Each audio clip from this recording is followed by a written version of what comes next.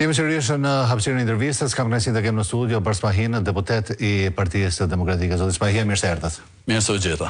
Atëherë po nisim me një bisedë, pasi është lajmëruar një protestë me datë 10 shkurt, protesta e radhës pas 22 dhjetorit, protestës kombëtare, 24 janarit, protesta tjetër kombëtare, e cila duket se ngrohu edhe disi elektoratin, pasi ka kërkuar që të ketë protesta të vazhdueshme konsistente, ndërsa më 10 shkurt është protesta e radhës.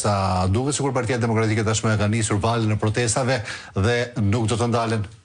Absolutisht po, ashtu siç e kemi deklaruar vazhdimisht, Partia Demokratike ka nisë këtë valë protestash edhe në përgjigje të thirrjes fortë dhe të vazhdueshme të jo vetëm të elektoratit të saj, por edhe të gjithë qytetarëve të neshëm për të ndiku fuqimisht në ndryshimin e një realiteti shumë të zymë për hir të vërtetës ku ndodhet vendi ynë. Ka arsye të mjaftueshme, ka pafund argumente për të protestuar për situatën e tmerrshme ku ndodhet Shqipëria. Ne kemi vënë si kryefjalë të motivit të këtyre protestave padyshim situatën katastrofale ku ndodhet Shqipëria për sa i përket aferave korruptive, të cilat prekin direkt interesin qytetar, interesin publik dhe për të cilat në fakt për hir të vërtetës nuk ka akoma as edhe një reagim nga ana e kësaj majorancë, pashka se tani jo vetëm nga denoncimet tona, por edhe të faktuara nga hetimet e SPAK apo të prokurorive të tjera, kjo qeveri dhe kjo majorancë janë zhyt në krim dhe korrupsion. Patjetër, edhe kërkesat të cilat i ka bërë Partia Demokratike janë dy si kërkesa të guximshme, largimin e Edi Ramës, krimin e një qeverie teknike dhe shkuarjen në zgjedhjet parakohshme para me kryeministër, me një qeveri e cila garanton votën e lirë, pa përfshirjen e bandave, pa përfshirjen e parave të korrupsionit, krimit organizuar. Por unë kam një pyetje, në fakt, një pyetje e cila a kanë bërë edhe deputetëve të tjerë. Pse duhet Rama ta pranojë kërkesën e opozitës, duke qenë se te Kakshi është përfshirë familja e tij. Te tuneli Llogarase me çështjen Balluku, edhe kryetari i Partisë Demokratike zoti Berisha thotë se 2 në 3 rrjeshta përmendet te Rama dhe janë aferat e tij.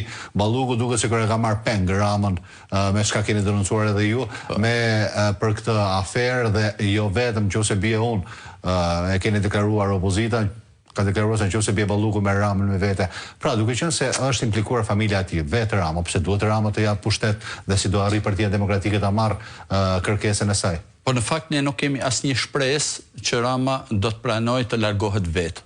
Për këtë arsye thirrën edhe protestat dhe në mënyrë të vazhdueshme kemi insistuar për një revoltë qytetare në mënyrë që Shqipëria, vendi ynë, të rikthehet në shinat e funksionimit të një shteti normal demokratik. Larg aferave madhore korruptive me të cilat me drejt i citut edhe ju.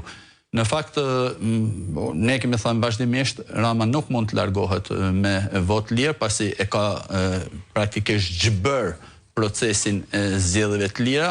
Rasti i fundit, por jo i vetmi, ishte edhe ai i zgjedhjeve të 11 majit, ku e faktuar tashmë jo vetëm nga denoncimet e vazhdueshme të Partisë Demokratike, por edhe nga raporti i OSBE Odierit, kanë qenë zgjedhjet me përfshirje masive, jo vetëm të shtetit të bërë një me partinë në pushtet dhe të vendosur praktikisht çdo institucion i tij në mbështetje dhe në funksion të tjetërsimit të vullnetit të qytetarëve, por edhe përdorimit të parave të pista, përdorimit të aseteve shtetërore, buxhetit të shtetit në funksion të tjetërsimit të vullnetit të qytetarëve, përfshirjes së botës së krimit të organizuar fuqimisht në tjetërsimin e votës, në grabitjen e votës së qytetarëve. Pra të gjitha këto faktojnë që nuk me Ramën kryeministër nuk mund të ketë zgjedhje të lira dhe të ndershme. Prandaj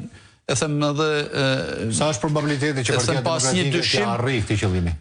Është 100% e sigurt që do të arrijë këtë qëllim. Kilometri fundit thotë Berisha. Dhe ka të drejtë, pasi revolta qytetare ka arrit kulmin.